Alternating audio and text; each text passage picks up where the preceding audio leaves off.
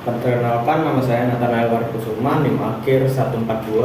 Di sini saya ingin presentasikan tentang pendidikan bahasa Jepang. Oke, dalam poin-poin yang akan saya presentasikan ada satu poin latar belakang, yang kedua peran pendidikan, yang ketiga metode pengajaran, yang keempat tantangan dalam pendidikan bahasa Jepang, yang kelima ada prospektif pendidikan bahasa Jepang. Langsung saja kita mulai dari yang pertama, latar belakang. Bahasa Jepang diperkenalkan pada awal abad 20 dan semakin populer seiring meningkatnya hubungan antara Indonesia dan Jepang.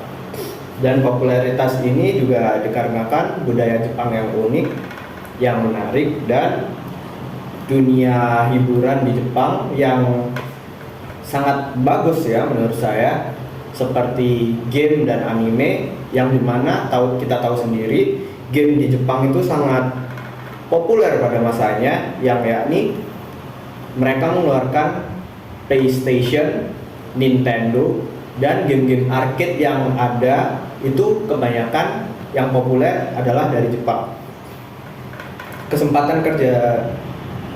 Selain itu, kesempatan kerja di Jepang dan pertukaran pelajar juga menjadi dorongan minat untuk belajar bahasa Jepang.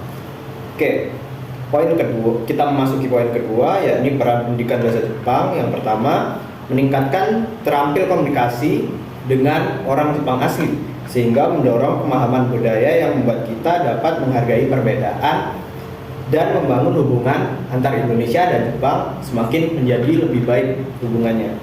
Oke, yang kedua,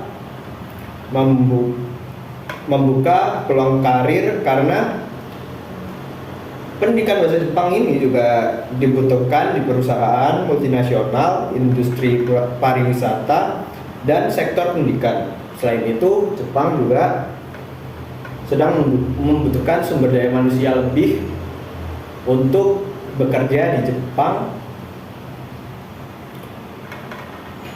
Ya, begitulah.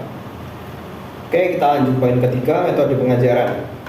Ada yang pertama, metode pembelajaran komunikatif, yang yakni fokusnya pada interaksi dan diskusi dalam bahasa Jepang, yakni kita belajar grammar dan lain-lain dalam bahasa Jepang seperti bahasa Inggris lah ya. Yang kedua ada berbasis proyek. Nah, di sini contohnya itu seperti kita diberi tugas untuk membuat video percakapan menggunakan bahasa Jepang, percakapan antar anggota kelompok satu sama lain, tapi menggunakan bahasa Jepang. Oke. Untuk yang ketiga ada metode pengajaran dengan teknologi. Bagaimana ini? Ya, kita membuat pelajaran menjadi lebih menyenangkan dan interaktif dengan aplikasi-aplikasi yang ada seperti Duolingo dan lain-lain, sehingga pelajaran bahasa Jepang menjadi lebih menyenangkan. Oke, kita masuk poin yang keempat, yakni tantangan dalam pendidikan bahasa Jepang. Yang pertama ada persepsi masyarakat, yang dimana masyarakat menganggap bahasa Inggris itu lebih superior daripada bahasa Jepang. Mereka menganggap bahasa Jepang itu nggak terlalu penting. Mereka menganggap bahasa Inggris itu sangat penting. Nggak tahu kenapa. Padahal peluang kerjanya juga tinggal juga. Jumlah pengajar bahasa Jepang juga tidak banyak di Indonesia, yang membuat itu menyusahkan pemula yang ingin belajar bahasa Jepang. Oke, kita lanjut ke poin terakhir, perspektif pendidikan bahasa Jepang di Indonesia. Yang pertama ada permintaan pasar yang tinggi, seperti yang dibahas tadi di poin sebelum-sebelumnya. Jepang juga sekarang sedang mencari tenaga kerja tambahan dari luar Jepang untuk bekerja di Jepang.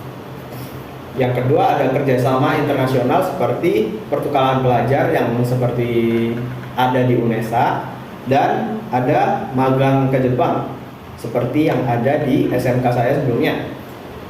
Jadi kesimpulan dari presentasi saya, pendidikan bahasa Jepang berperan penting dalam meningkatkan keterampilan komunikasi, dan pemahaman budaya bahasa Jepang tentang Jepang.